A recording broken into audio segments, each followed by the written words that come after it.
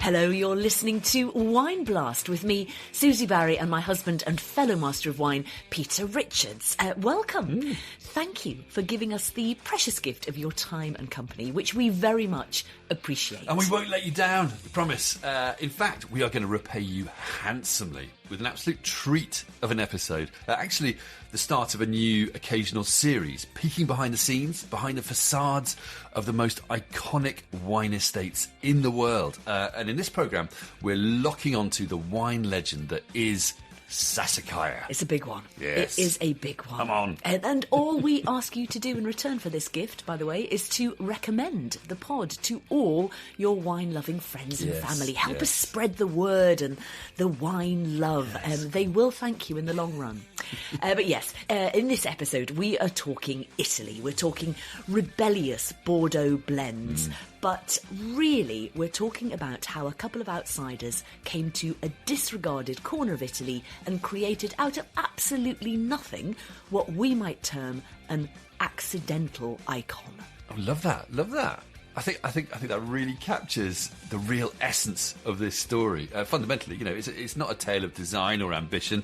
It's a story about serendipity, born out of the humble aspirations of a true wine lover who was actually busy with other stuff like breeding horses and setting up a wildlife reserve. And this is a wine which over time has managed to stay true to its roots despite enjoying quite remarkable success. It hasn't all been plain sailing, though.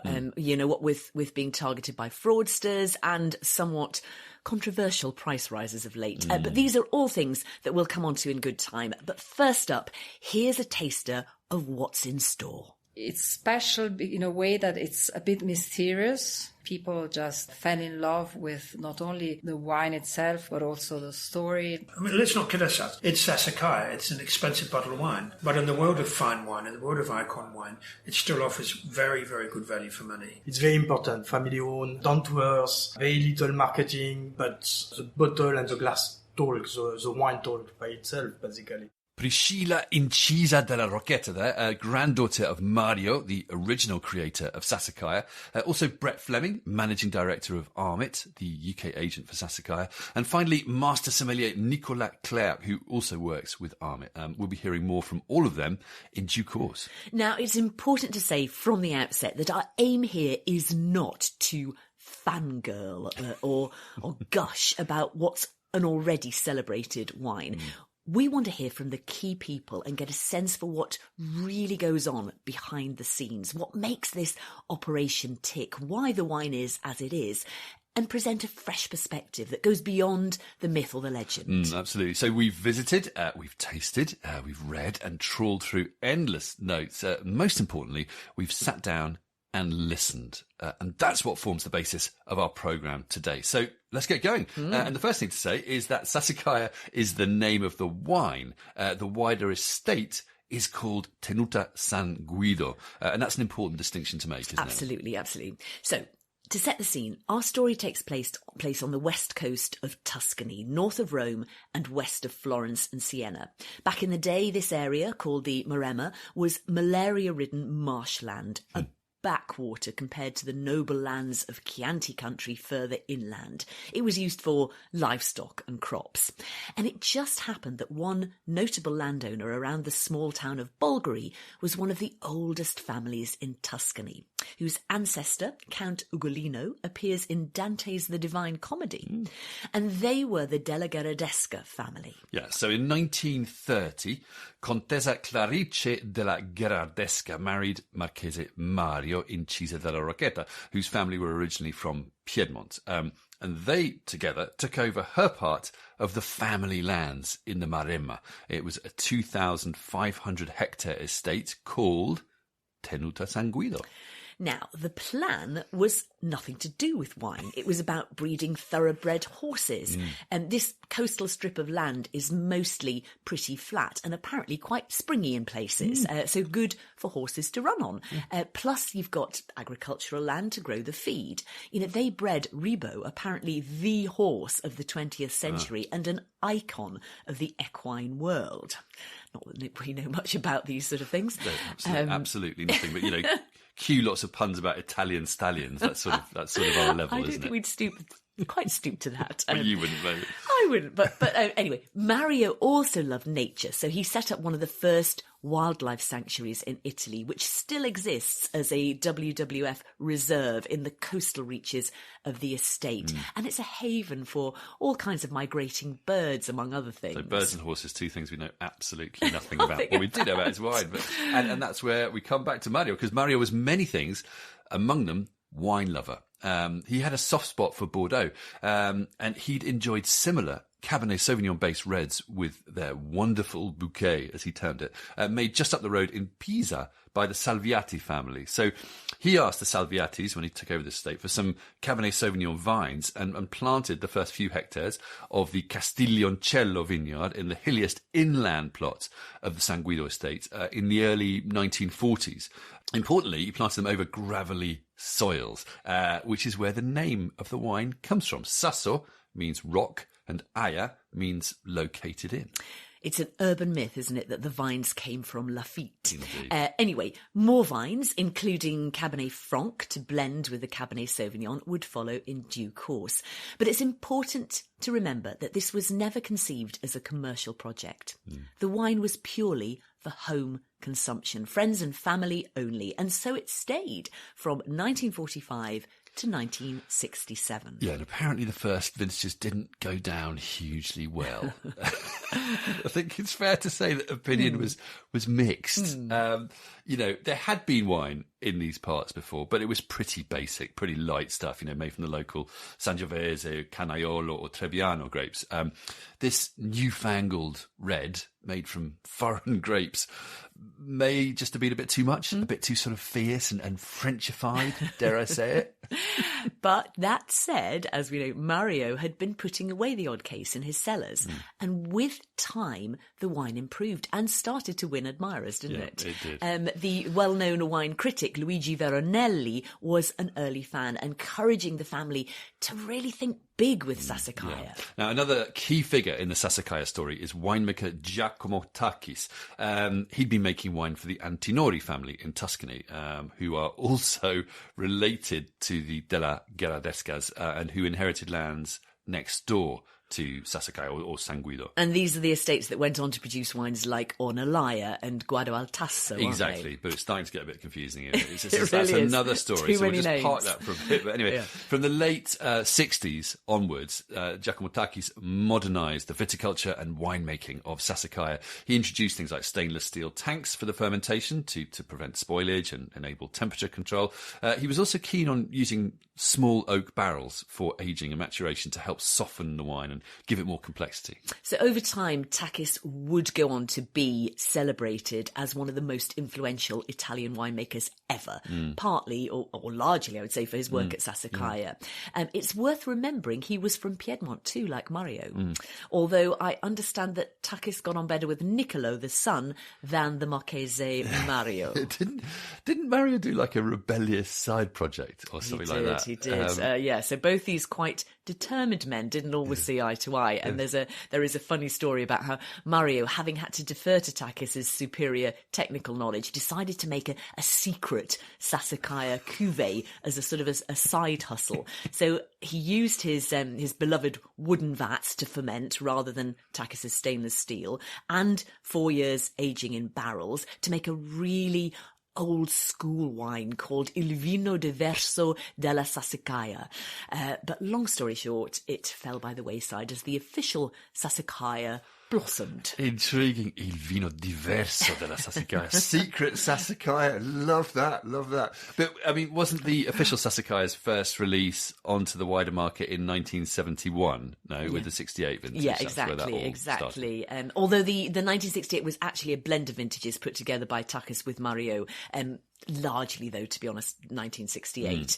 And incidentally, the Antinoris, going back to them, helped market the wine initially. Now, it took a while for international recognition to come, but come it did. In 1978, a blind tasting of Cabernet wines in London with Hugh Johnson, our friend Hugh, for Decanter magazine, saw Sassicaia take first spot, and this for the difficult, rainy 1972 vintage.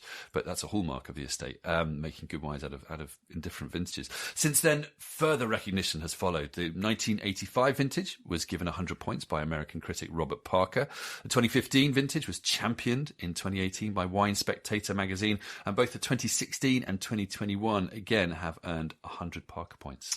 So, what started out as a bit of a punt by a wine lover keen to see if he could recreate his favourite tipple, a cheeky tip of the hat to Bordeaux, on his estate in coastal Tuscany for personal consumption after a hard day's work with the horses, ended up becoming a superstar wine estate with 115 hectares of vines and a stellar reputation. Yeah, what's interesting is how the wine world has kind of moved with them in the way that true pioneers do. You know, they move the world rather than the other way around. So initially, Sassicaia had to be sold as a vino da tavola, you know, the lowest classification in Italian wine. And that was because it was made from these unauthorised foreign grape varieties in an unrecognised area. Exactly. But it became so popular, you know, and spawned so many followers in the region that the authorities, you know, ended up having to create various new official DOC appellations to embrace this new wave, the culmination of which was the DOC Bolgheri Sassicaia, the only DOC appellation in Italy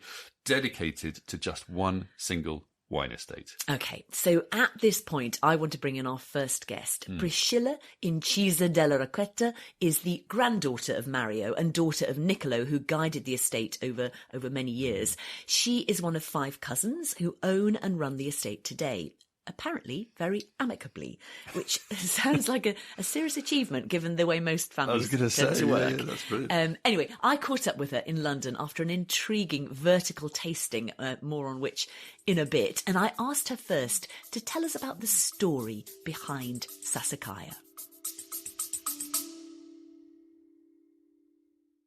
Baking from our childhoods just sticks in the memory, doesn't it? We never set off on holiday without piles of Tupperware. And there'd always be Bakewell slice, flapjacks and tray-baked scones in the boot. Do you not do that, Lisa? Yeah, no.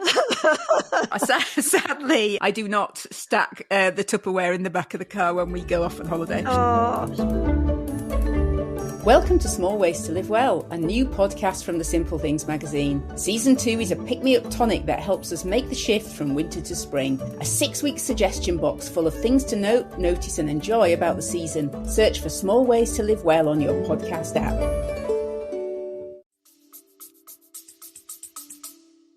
Well, originally Tenuta San Guido belonged to a very ancient Tuscan family called della Gherardesca, where our grandmother was coming from, and Mario Incisa della Rocchetta, my grandfather, married into this family in 1930 when he married my grandmother Clarice, and as a couple they moved to Bolgheri and established themselves there with their children during the war. And Bolgheri being a traditional agricultural estate mainly, we used to produce always different kind of crops and olive oil. And we started with the horses around the 1930s, and the wine arrived just slightly after, because the first vineyard that he planted was in 1942, and he decided to experiment in the area of Bolgheri on the grounds of Tenuta San Guido with international grape varieties, notably Cabernet Sauvignon and then later also Cabernet Franc, because his intention was to produce a wine that he liked. He was very much in love with wines from the Bordeaux region. So he thought that he was going to make a wine in Bolgheri that would resemble these kind of wines. That's why he started this experiment. But for the first 20 years Sassicaia stayed a wine for the family and friends, because when he started, our grandfather didn't have the intention of producing something for the market. So the wine had to stay in the family for the beginning. And I know that, Sassicaia, it wasn't a wine that launched at the beginning to great acclaim. Do you think that was because people didn't really understand it? Well, at the beginning, it was difficult to understand the fact that somebody from Piemonte would come to Tuscany, not even in the classic wine regions of Tuscany, but on the coast in Maremma, where it was unthinkable at the time to produce any kind of good quality wines, and based on international grape varieties was even more a curiosity. And in that sense, our grandfather was really a pioneer because he kind of uncovered a new region for producing wine in Tuscany of high quality. And was it also in part to do with the fact that people were used to Sangiovese, which was a bit earlier drinking, and Cabernet really just took time? Yes, it was also, he was also applying different techniques of viticulture, and also he was using the barriques, the French barriques, to age this wine. So all things that were new to that area. And therefore, I guess it took about 20 years of experiments for people to understand that the wine then, when it was put on the side and aged, was actually becoming better, improving. And actually the first vintage that then ended up on the market was the 1968. So over 20 years of experiments. The price of Sassicaia is pretty high these days. How do you feel about that? Well, there's a question about offer and demand. The production is limited, so the prices have gone up in the years. We try to stay constant on our release price, so we don't have the price adapting to the kind of vintage or scores or anything like that. We keep the prices quite balanced year after year with a slight increase, but always quite straightforward. Do you have a favourite vintage? Well, it's a tricky question. It is, I know. Like you asked me, what is your favorite child? No, I am more inclined to like more fresh vintages, like, 14, 16 and this kind of vintages, yes. As opposed to maybe more opulent ones. But it's, like you say, it's a question of taste. So in wine, it's also interesting because there are different vintages that have different styles, and also people can choose for themselves what they like best. I think even in an opulent vintage, Sassicaia always retains its elegance. That is a bit the distinctive mark of Sassicaia, to manage to come up with elegant wines even in a challenging vintage. Yes. So Sassicaia is undoubtedly, one of the finest Cabernets, if not one of the finest wines in the world. How do you feel about being in charge of that legacy? Well, I am luckily not alone, because I am just one part of my family. We are a group of 5 cousins, and we are supported by Carlo Paoli and other managers that are very knowledgeable, and they are really accompanying this new generation through the transition. And also, as this is a family enterprise, a family company, we are looking at things really in the long run. So already thinking of the next generation, so our children. So it's a very, very exciting project. Of course, you have a lot of rewards and a lot of satisfaction, but it's also a big legacy to carry forward. So a lot of responsibility that comes with it. Do you ever disagree about things? No.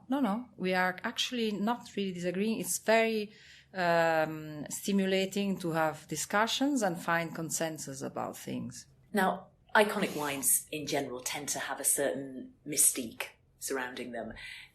Can you tell me a bit more about the human, everyday side of Sassicaia? What are the day-to-day priorities? What are the concerns? What are the challenges?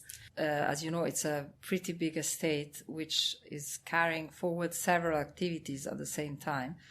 But of course, the wine has become slowly the main focus, but not the only one. So in an everyday normal work activity, we look after many issues that turn around the wine.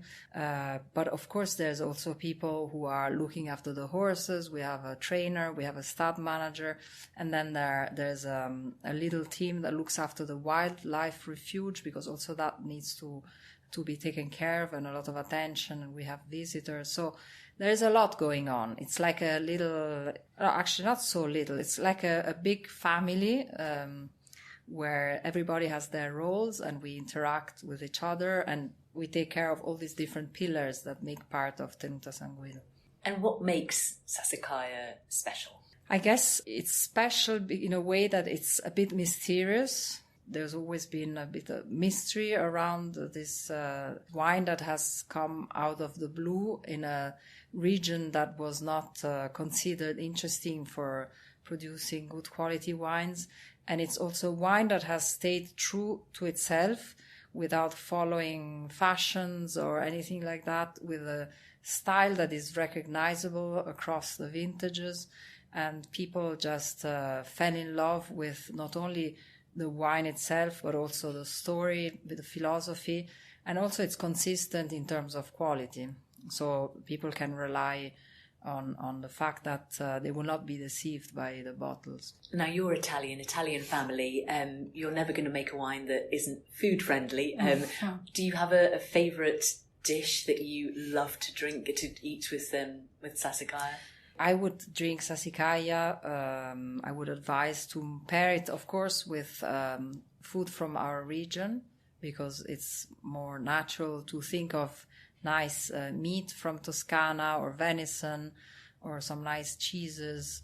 But also, depending on the vintages, maybe in the cooler, fresher vintages, it's also easily combinable with some nice fish, a bit fatty fish, or cooked in the Mediterranean way with some tomatoes. And it's, we are right by the sea, so we are very spoiled. We have very good seafood, and as well very good venison, wild boars and cows. And can I just touch for a moment on fakes, which are very much an issue these days, particularly with these kind of iconic wines. I know the police broke up a fake Sassicaia ring 3 or 4 years ago. How do you feel about that, and what are you doing to try to prevent that kind of thing happening? Well, it's on one hand, if they are copying our product, it means that the product is sought after, which is always a good news. Of course, it's not good to think that there might be bottles out there that contain something which we don't know how it was produced, and might be harmful for the consumers who by mistake buy a bottle that is not the real thing. So we advise to always source the wines from the primary source, either from the importer or from at least a safe source. We do have some things that we have introduced on the bottles, like the name of Sassicaia or Guidalberto are embossed on top of the bottle, on top of the label. Below we have the writing Tenuta San Guido, and then other things that I'm actually not allowed to say. But we have ways to see if the bottle is a fake or not. The problem is that maybe some bottles pop up in a faraway country, and unless the consumer gets suspicious and brings it up to either the importer or somebody who knows the product very well. But the Italian police is very, very much active, and so they try to do their best. And often they find these people. How would you describe Sassicaia in 3 words?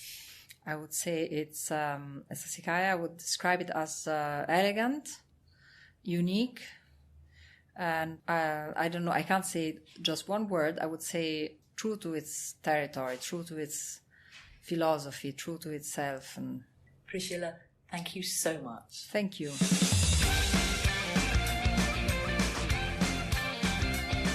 Elegant, unique, true to itself. Sounds a bit like you, darling. No reaction. There we go. Oh, she's taking the compliment. I think it's a compliment. Anyway, back to the wine. The experiment that worked. It's a great story, isn't it? It is. Now, there were a couple of things we got into there that we didn't preface. Carlo Paoli, who Priscilla mentioned, has been technical director of the estate since 2009, in charge of a team of 10 people who make the wine.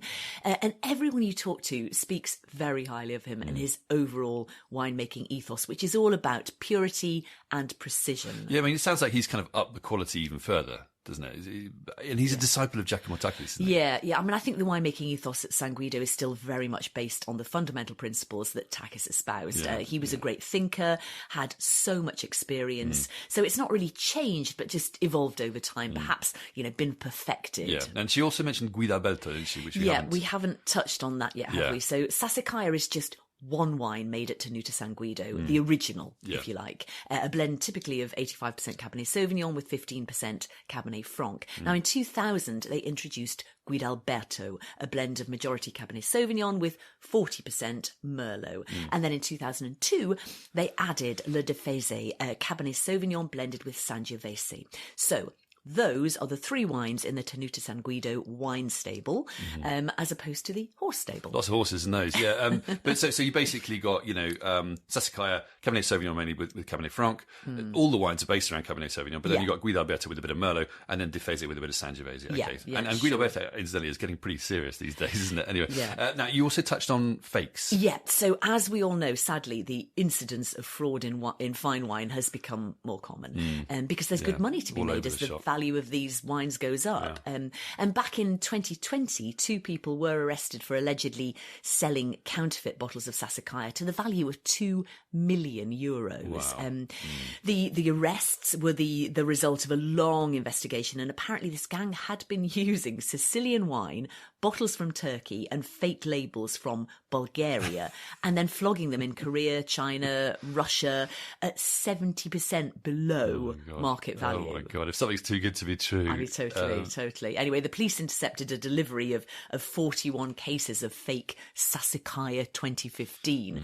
Apparently this gang was selling about 700 cases of this per month out of a warehouse near Milan. So hence them getting serious, hence the estate getting serious about fighting fraud, as Priscilla mentioned. Absolutely. Producers have to engage with this, sad as it is. Caveat emptor, buyer beware. Yeah.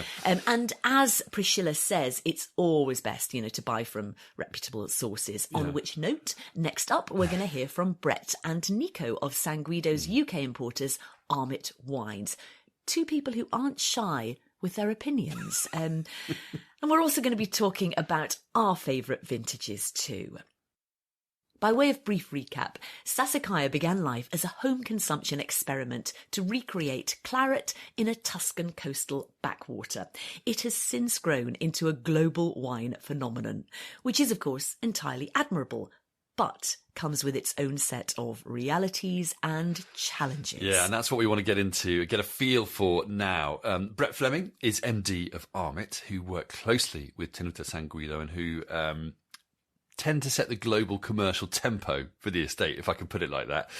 Brett's a Kiwi wine producer by background and an experienced wine trade stalwart. And he's instigated a change in tactics vis-a-vis Sassicaia. Yeah, part of this strategy has basically seen investors or traders shunned in favour of collectors and top restaurants. Fleming reckons this move has cost his company about £3 million in lost trade. But he says it was worth it. To get the wine into places it works best. He's also just launched a new project to hold wines back for late release to top restaurants. Yeah, he's also, perhaps more controversially, upped the release price. The 2016 Sassicaia, 100 Parker Point wine, was released at £650 for a 6-pack. This was in 2019, and apparently 24 hours after release, it was trading on the secondary market for £1,400. So with San Guido, he decided to up the initial release price to protect those profits, to the extent that the 2021 vintage, released in February 2024, was £1,250 for 6. Pretty much a doubling of price in 5 years. Exactly. Now that's quite punchy, isn't it? It is. Seriously. Now, Fleming says it's not about being greedy. It's about recognising the position, the reality of where Sassicaia is in the market. He says people can still buy it, and it tends to go up in value, so it is a good investment. Apparently, the 2021 was selling for £1,700 a few weeks after release. So anyone who bought it at, £1,250 would have made over £400. Plus, he maintains that if you compare it to top Bordeaux, Burgundy, Piedmont, it still represents good value for money. He says it's the market, not him, that dictates the price. Yeah, interesting. I mean, and I suppose you can argue that it does represent value in the context, but that's partly a reflection of how mad prices for top wines are now. That's true. And you have to say, it was even better value 5 years ago, wasn't it? Quite. The benefit of hindsight. Why didn't we pile in? Anyway, I had a long chat with Brett. I get the feeling most chats with Brett are quite long, actually. He likes to chat. Not sure. And on the subject of pricing, I asked him whether the cost of living crisis and the difficult trading times had affected Sassicaia. Absolutely. We've seen a definite decline in the demand by our current customer base. So where we would offer, say, 4 6-packs to a customer, they're not saying no, they're saying, I'll only take 2. I am generalising. There are many high net worths who, frankly, want more and will spend more. But it's not just private clients, that's the restaurant trade particularly. We've seen retail impacted massively. But what it's allowed us to do is we've got a very big list of people who've not been able to buy Sassicaia that we're now able to service. And in fact, because we really want to spread the love, we don't want it focused on the same people all the time. I mean, let's not kid ourselves. It's Sassicaia. It's an expensive bottle of wine. But in the world of fine wine, in the world of icon wine, it still offers very, very good value for money. When you look at, I don't want to mention names because I don't want to get in trouble, but if you go to any Michelin star restaurant and pull out the wine list, you will see that San Guido Sassicaia is not the most expensive wine on the list. Not even close. It would be mid-priced compared to many of the other ones on there, dominated by Bordeaux and Burgundy, of course. I'm not justifying, therefore, the price, but it is wrong to say that it's so expensive that nobody can get access to it. It's not aimed at everybody. It's aimed at the elite. It is, by definition, an icon fine wine, So you would describe Sassicaia as an iconic fine wine or an icon fine wine? Personally, I think it's an icon estate. How San Guido was established, how Sassicaia was established, was not for the benefit to make money. It was established for the family. Incisa de la Rochetta wanted to replicate his love of Bordeaux in Bolgheri. So now it's an iconic estate, and the development of the more commercial side was almost by accident. It wasn't sought after. Many of the estates will use a piece of art or a piece of music or affiliate themselves with something of the region, and whereas San Guido, it's all about the terroir, it's all about the estate.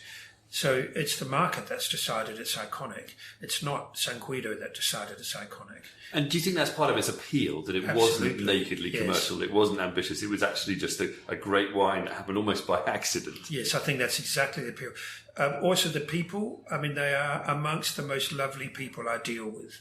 They're the most humble, down-to-earth producers. Carlo Poli would be one of, if I'm honest, if I can be remembered when I'm gone, and half the way that Carlo will be remembered, I'd have done good in this world. He's the most remarkable, humble man. And that is the same with Priscilla, it's the same with the whole family. They're just a joy to work with.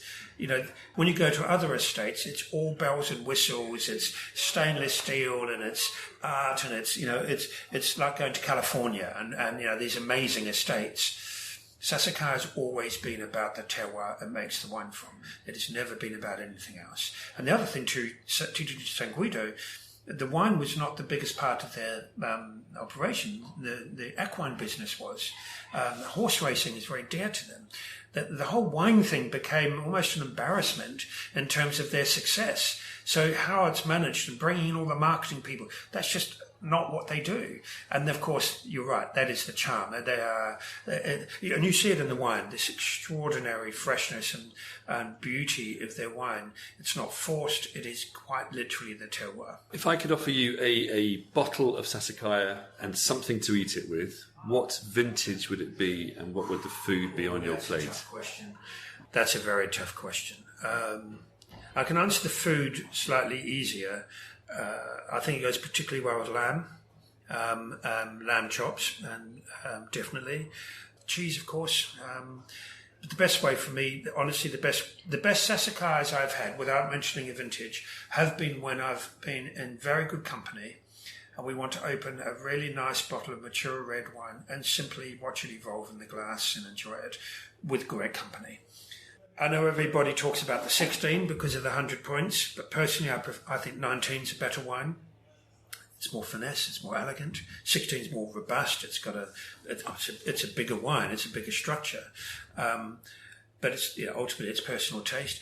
I think the 2021 will become truly one of the greatest Sassicaias ever made. I think it's good as, if not better, than the 85, which was the legendary vintage. It's a slightly different style since Carlo joined the business. He's really focused on that purity, that focus of expression of fruit. We talked about elements of it, the elegance, the freshness, the makeup of it. But I think the master of that is the 21. I truly believe it's going to go down as one of the greatest vintages ever made. 23 is also looking pretty smart. Carlo reckons the 23 would be like the 21, but that's still a couple of years away. Great tip. I'm sorry, if I push you on the vintage, I'm opening a bottle right now. What am I opening for you? Come on, Brett. 21. 21. Brett, thank you very much. No, my pleasure. My pleasure.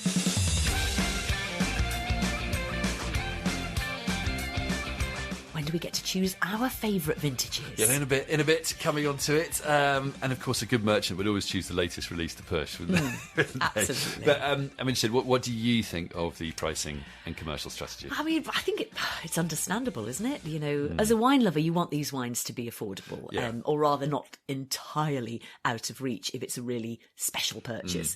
So £200 a bottle is much more of a stretch than £100. But it's also true, it's nowhere near what some of the other top estates are charging. And if that's what's being traded, but it's being traded for anyway, you can understand it. Yeah, it's spenny though, isn't it? It's a big price, but it's a pretty special wine as well, isn't it? You know, it's not cheap, but it's special. We're going to come on to this anyway, the wine itself. But first, picking up on the issue of pricing and uniqueness, I wanted to bring in Master Sommelier Nicolas Clerc, who works with Armit, to pick a sommelier's brain about all this. And I asked him for his take on Sassicaia. Well, Sassicaia, it's first of all, it's an icon, you know. People are looking at that wine as certainly one of the most iconic wine of Italy. Because I know them a bit now, I think it's mostly, well, of course, the quality of the wine, but as well the people. I guess it's very important. Family owned, down to earth.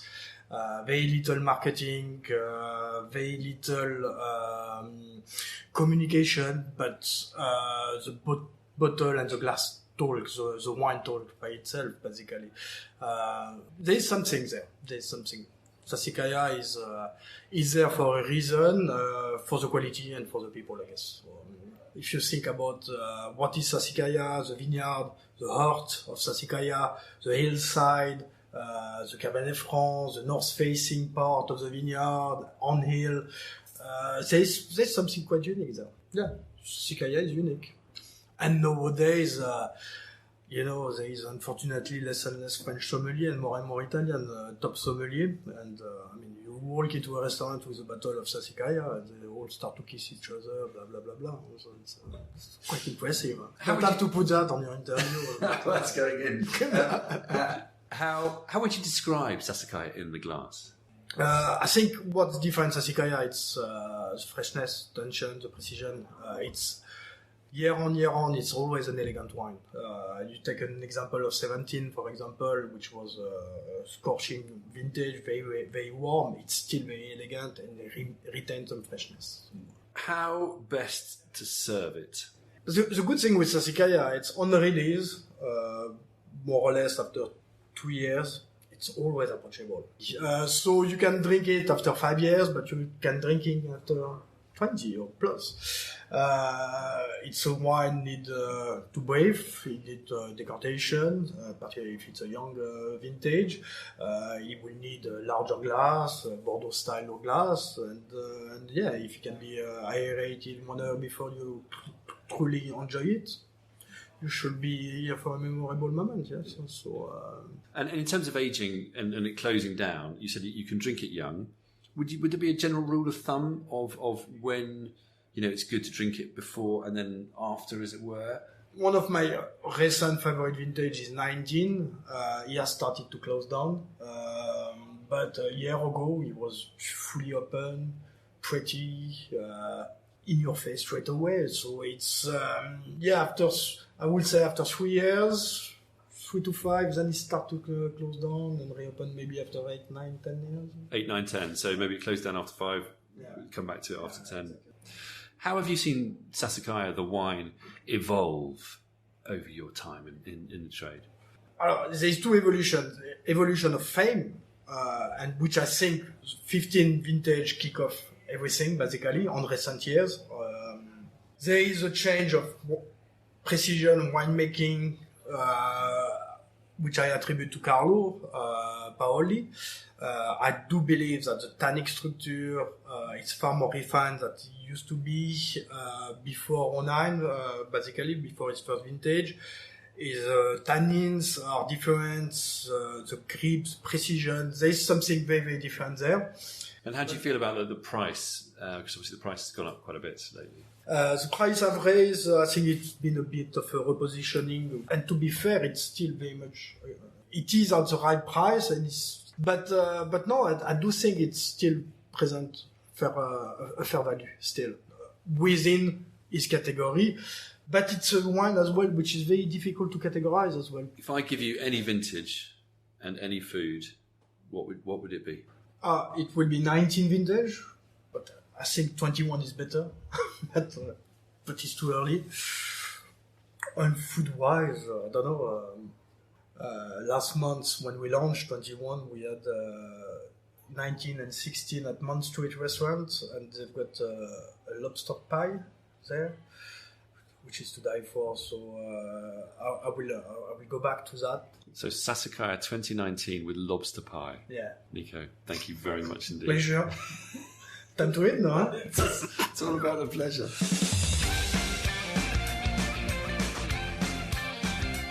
Sassicaia and lobster pie. Now that I have to try. Do you know what it reminds me of? It reminds me of Desperate Dan. Do you remember Desperate Dan and his cow pie in the Dandy comic? I'm seeing I'm seeing lobster claws sticking out of the top. And I just, it sounds amazing, doesn't it? It sounds completely delicious, doesn't it? Yeah. And actually interesting, both he and Priscilla recommend Sassicaia with seafood dishes. Really interesting. And I think that reflects the style of the wine, which is, fundamentally an elegant red wine. Yeah. It's not a shouty, brash, super ripe, high alcohol show off. This is a wine that isn't afraid to be mezzo forte, to be beautifully medium weight, but still tremendously complex and resonant and long and layered like all the very best reds, to be honest. I totally could not agree more, and we'll maybe come on to this in a moment when we talk about our favourite vintages. But in terms of the style, it was interesting what Nico said about the wine being approachable on release, after, say, 2.5 years, then tending to close down after 3 to 5 years, then coming back with 8, 9, 10 years of bottle age, like many great wines do, to be honest. And then with a bit of maturity, it can be just stunning. As we've been lucky enough to experience. Yeah. But just before we get into that, I picked up on the two key milestones in Sassicaia's recent evolution. He pinpointed, the new winemaking regime under Carlo Paoli that began in 2009 and has meant more refinement and precision, as we've already mentioned, and also the time it really entered the global halls of fame from 2015. Onwards. And he also mentioned the vineyards, which we don't talk about enough in terms of Sassicaia. The estate does have a brilliant map, actually, if you can find it, showing how the estate lands extend back from the flat coastal lands near the famous cypress-lined avenue into Bolgheri, into the hills southeast of Bolgheri, where some of the most historic top vineyards are, these amazing hills. And, the very best vineyards are on very specific soils. It's only 4% of the 2,500 hectare estate that is actually vine. So it's only on very specific areas, specific soils, exposures, altitudes, some of which are up to 300 metres above sea level. And there are plenty of woods around to refresh the atmosphere too. So it's an interesting, it is. terroir, as it were. Now, I think we need to talk about the wines, don't we? We do. Good point. So, I looked at our notes and I realised something that was a bit of a revelation. Go on, what is it? And that is that we have been lucky enough to try 17 different vintages of Sassicaia, not counting the same vintages on different occasions, absolutely. And not counting the ones we've enjoyed so much we don't remember them. Which is always a factor. I'm not guilty. I'm admitting nothing. Okay, right. You're selling me out. Wouldn't selling dream me of down the road. Okay, fine, whatever. Well, either way, I think we should maybe just very quickly, by way of finale, choose our 3 favourite Sassicaia vintages. Okay, and they all have to be different, okay? So you go first. Okay, gladly. I will kick off with the 2011, which we had when we visited the estate back in 2014, and then which I had in a vertical tasting for the release of the 2021 vintage in February 24. I liked it both times, but in this latest tasting, it was in a Magnum, and it just sang, beautifully aged with dried fruit and a real irony character. This was a warm vintage, but the wine is still so fresh and with gorgeous tension and length. Just beautiful. And to my mind, more compelling than the highly praised 2016. But anyway, your go. Interesting, controversial. Okay, so I will then dovetail nicely with you because I'm going to mention the 2021 vintage, which we both just tasted. I would have had that one. Just been released. Okay, there we go. I think this is going to be a sensational wine in the future. Totally agree. Do you agree? Yeah. Okay, brilliant. It's just so fine, isn't it? So intense and complete. But, as you said, it isn't shouty. It's happy to be gracefully mezza forte. Flavours of roasted pepper and fresh cassis, wood smoke. It's just so pure and refined. I use the word serene a lot in my notes. Definitely a superstar of the future. Okay, so you go future, I'm going past. In our vertical, we also tasted the 1998. It's not quite as old, obviously, as the 1988 Magnum I had back in 2006 with Niccolo, which was joyous, and I think one of Niccolo's favourite wines. But the 1998 was perfectly mature. It was luscious and resolved. It doesn't have the tension of the 2011. It feels like it's from a different era, but it's gorgeous all the same, with that fabulous maturity. It needs drinking. And if anyone needs a hand, drinking I'm here. You're putting yourself nobly forward, are you? Okay, well, I see your 1998, and I raise you a 1996 Magnum, which I had back in 2012 at a Primum Familiae Vini event. That gang of top producers, including Mouton Rothschild, Egon Muller, Vega Sicilia. I mentioned this one precisely because it wasn't obvious. It actually started off quite slow. It was sort of peaty and earthy. It was a bit unfriendly initially when we tasted it, but then it really opened up with notes of dried fruit, tobacco, and I don't know, just like sort of peppers on a fireside grill. It just had lovely structure and resonance. And then it went beautifully with a monkfish loin with pork and lentils, which is pretty tasty, And again, another seafood. Yeah, gosh. So where do I go from that? I've got a friendly one. So this is my last choice. I'm going for the 2015 vintage, which I tasted back in 2018, and it was bewitching. So complex. All the roasted pepper, cassis, cedar, and fresh dark fruit you'd expect, but also with a floral, almost potpourri richness to the aromatics. Then wonderful, succulence, fine texture, perfectly balanced. I literally just wrote, want to swallow. Sounds like which you're not really allowed to do when you're tasting, are you? And for my final choice, I'm going to cheat. You'd be disappointed if I didn't. Of course I would. And I'm going to go for two. You can't go vintages. for two. That's unfair. That's why I let you go first. So I was going to have the last say. It's like say. getting 2 penalties at the end of a football match. There we go. That's me. If you ever see me stepping up in the World Cup finals, I'm going to have to. Anyway, first is the 2019, which I tasted a few years back and just has the tannins to die for. Totally classic and fine and noble, but very discreet and insistent and just yum. And then also the 2010 in Magnum, which I tried on the same occasion as the 2019. That was just stunning too. It just leapt out of the glass with sort of wood smoke, tobacco, curry leaf, roasted cherry, sort of floral hints. And then it's just seamless and layered and gravelly and long on the palate. The Lafitte of Bolgheri, I wrote. No mention of swallowing? None. No. I'll just have to assume that was the case. Yeah, I would. Yeah. Anyway, that's it for Sassicaia. Our time is up. We hope you've enjoyed this thoroughbred Italian adventure. By way of closing summary, Sassicaia is a pioneering wine that blazed a trail for fine Bordeaux-style reds in coastal Tuscany. Originally conceived as a humble house wine for friends and family, when it finally went on the market, wine lovers around the world received Sassicaia with open arms and raised it to the lofty status of global icon. Its price tag has risen to match of late. That's something that hasn't escaped the attention of fraudsters. But over time, the wine has stayed admirably true to its roots, an elegant style some might even call old school, but only in the very best sense. Absolutely. And a great match for lobster pie, we're assured. Our thanks to Priscilla Incisa della Rocchetta, Brett Fleming and Nicola Clerc. Also to Jonathan White at Armit. If you've liked this episode, please do leave us a rating and review. Meantime, thanks again for joining us. And until next time, cheers.